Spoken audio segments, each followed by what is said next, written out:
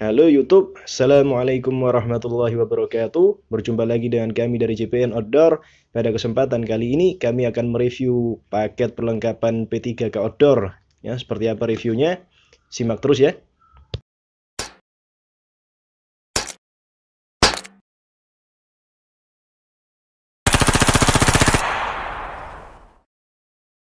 Ya teman-teman, saya tegaskan dahulu ya, ini peralatan P3K ya, peralatan pertolongan pertama pada kecelakaan ya. Jadi bukan perlengkapan atau peralatan untuk mengobati 100% ya. Jadi tidak bisa peralatan ini kita gunakan untuk mengobati luka kita sampai sembuh, tidak bisa ya. Dia hanya pertolongan pertama agar luka yang terjadi tidak menjadi semakin parah ya. Jadi apabila teman-teman terluka ya, kemudian yang harus teman-teman lakukan pertama adalah tentu saja berusaha memanggil ini ya tenaga medis yang ahli ya, atau melarikan luka teman-teman ke tempat pengobatan terdekat ya, rumah sakit, klinik, puskesmas dan lain sebagainya ya. Ini hanya untuk pertolongan pertama agar luka yang terjadi tidak semakin parah ya. Kemudian saya juga ingin tegaskan bahwasanya saya bukan ini ya tenaga ahli kesehatan ya, saya bukan nakes, saya hanya menyampaikan apa yang saya ketahui saja. Oke teman-teman, simak terus videonya ya. Teman-teman, ini adalah paket perlengkapan P3K yang digunakan untuk kegiatan di luar ruangan ya. Ini untuk perseorangan ya, jadi bukan untuk tim, bukan untuk kelompok, karena dia cenderung terbatas ya untuk isi-isinya.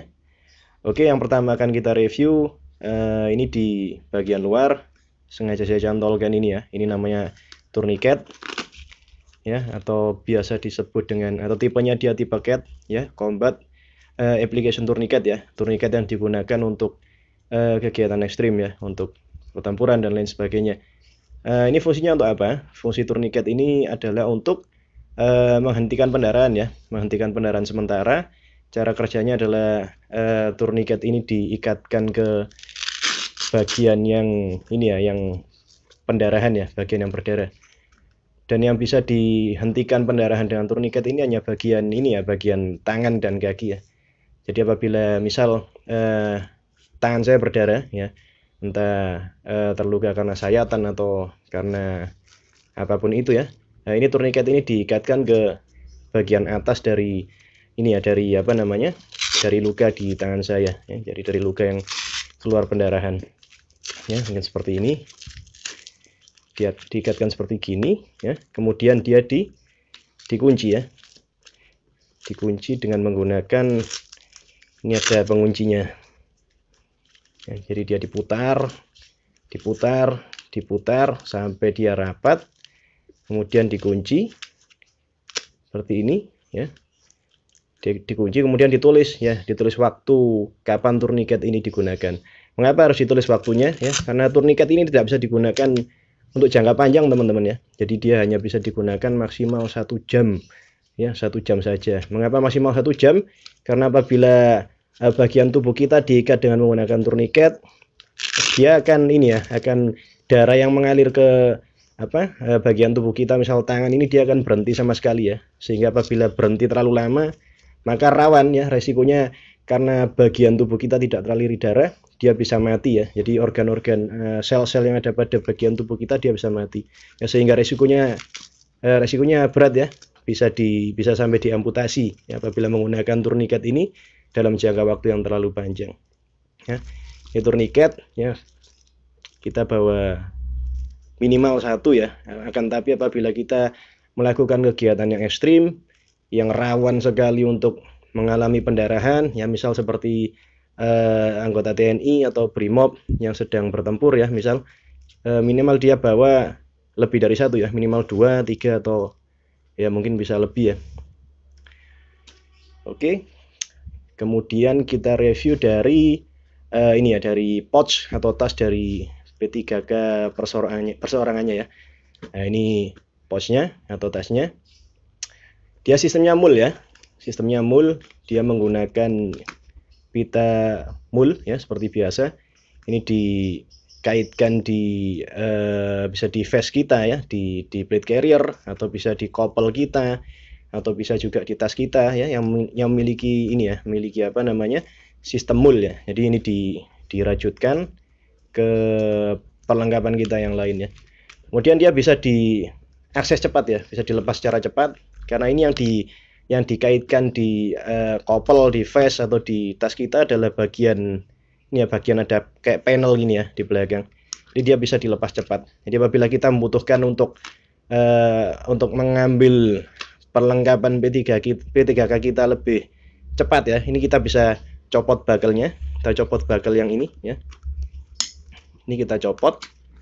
Kemudian ini kita tarik seperti ini, dia bisa terlepas dari pengaitnya ya, dari panelnya ya.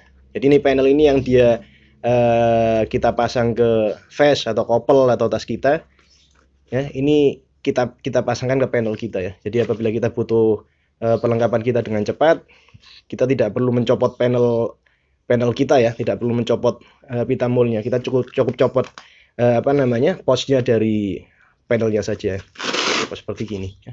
Kemudian kita bisa akses dengan lebih cepat dan lebih mudah. Oke, kemudian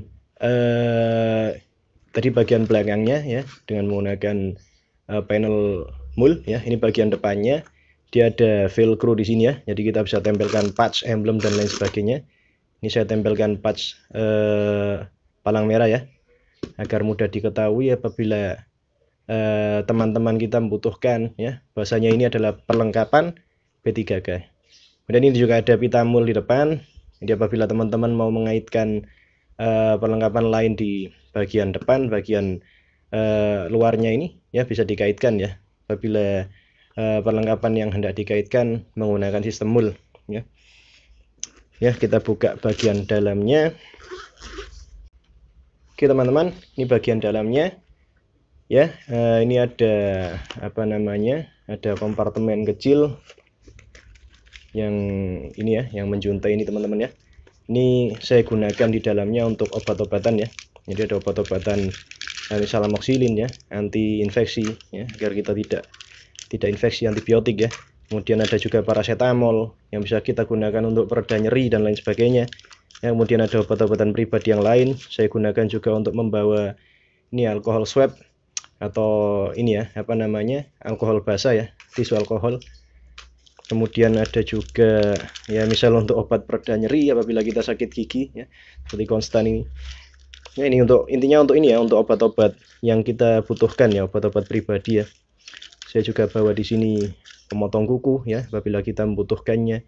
Kemudian ada juga peniti ya, misal untuk kita memasang perban dan lain sebagainya.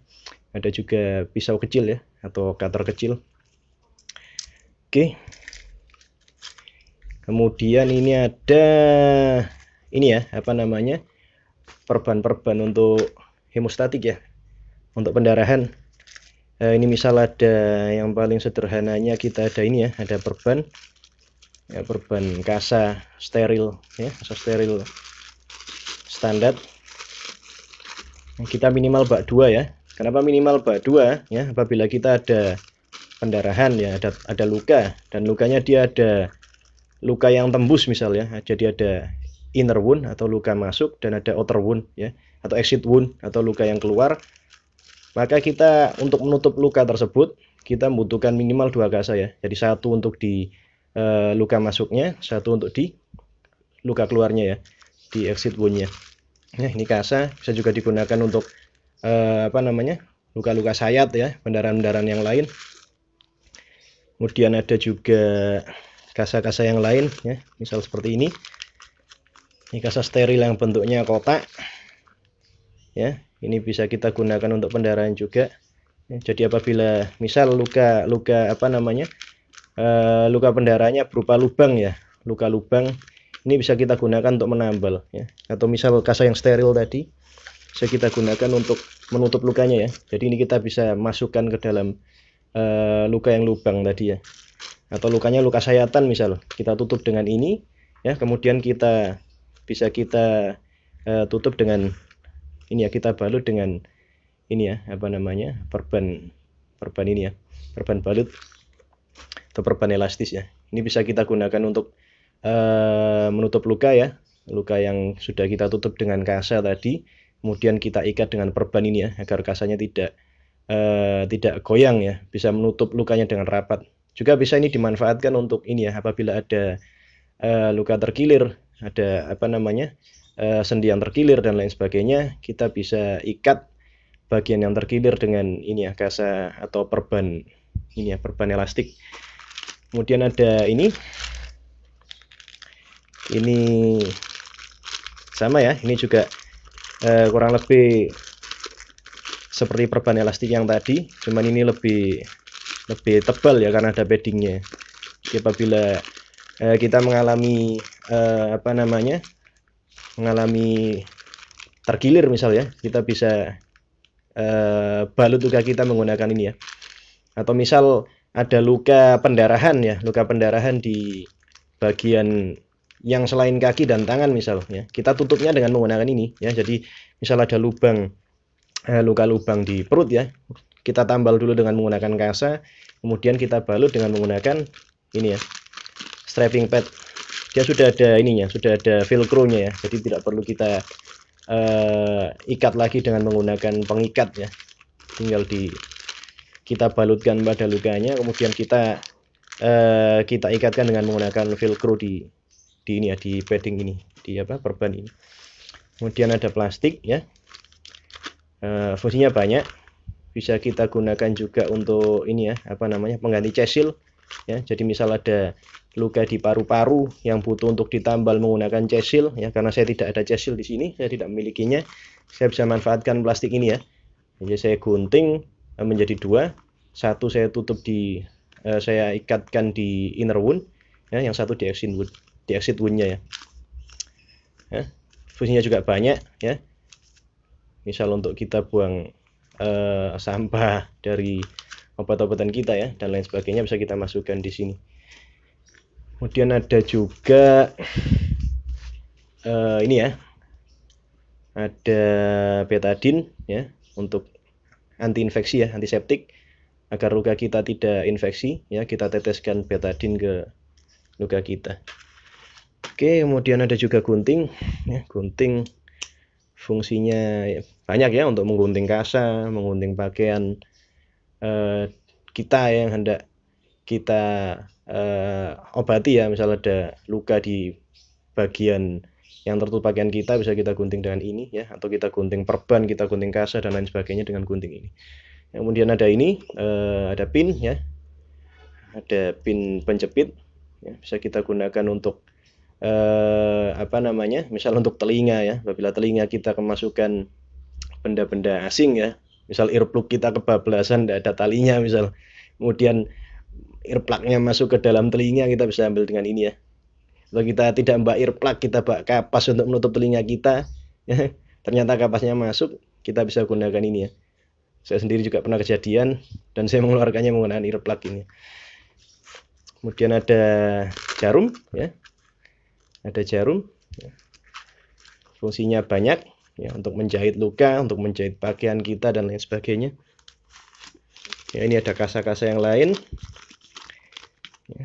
Ini ada apa namanya, perban ya, perban juga, ini perban luka ya. Ini ada kasa steril juga, kasa steril ya, untuk luka-luka hemostatik. Nah kemudian ini ya, ini juga tidak kalah penting, ini ada sarung tangan medis ya.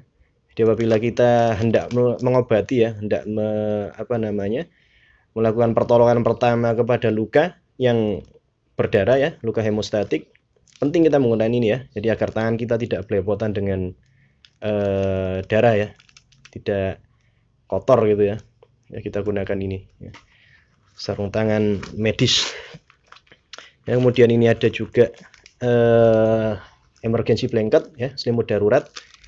Ya, fungsinya kita gunakan untuk menutup tubuh kita ya, apabila kita terluka supaya tidak hipotermia ya. Jadi yang sering kejadian apabila seorang dia pendarahan ya, terdapat luka pendarahan yang banyak, dia seringnya akan ini ya, apa namanya, resiko terkena hipotermia ya. Jadi apabila kita gunakan selimut seperti ini bisa sangat membantu ya, sangat menolong ya untuk mencegah hipotermia. Ini ada plastik lagi ya.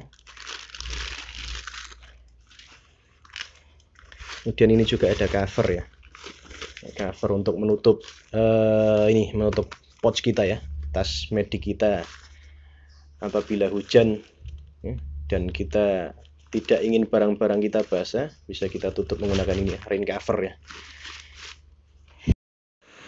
Oke teman-teman, jadi ini yang dapat kita reviewkan dari perlengkapan P3K perseorangan kita ya. Sekali lagi ini P3K perseorangan ya, bukan P3K regu.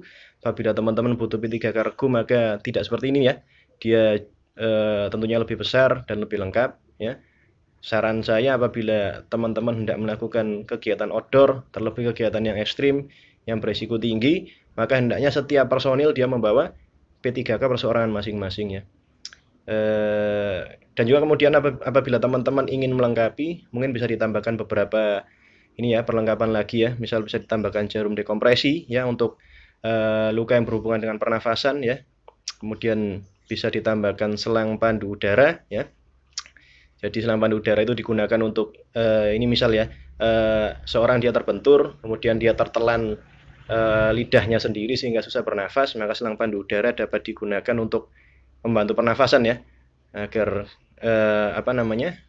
kita dapat bernafas lagi ya. Kemudian bisa tambahkan cesil ya, sama untuk luka paru-paru juga ya. Cesil ini penting sekali, terutama untuk seorang yang melakukan kegiatan yang beresiko tinggi ya. Misal dia terluka di bagian paru-parunya, ada inner wound, ada exit wound ya, ada luka masuk dan ada luka luar, maka cesil akan sangat membantu untuk memberikan pertolongan pertama pada luka tersebut ya. Juga bisa ditambahkan enbatik ya, enbatik untuk mengobati luka bakar ya, untuk pertolongan pertama pada luka bakar. Ya mungkin ini yang dapat kita sampaikan. Apabila ada yang ingin ditanyakan silakan bertanya via komen, insya Allah akan kita balas, atau bisa DM kita di Instagram kita JPN Outdoor ya, namanya sama dengan nama channel YouTube kita. Yang belum subscribe, saya mohon minta tolong untuk di subscribe ya teman-teman. Apabila teman-teman menyukai video kami ini, maka silakan like, komen, dan share. Mungkin cukup sekian. Assalamualaikum warahmatullahi wabarakatuh. See you.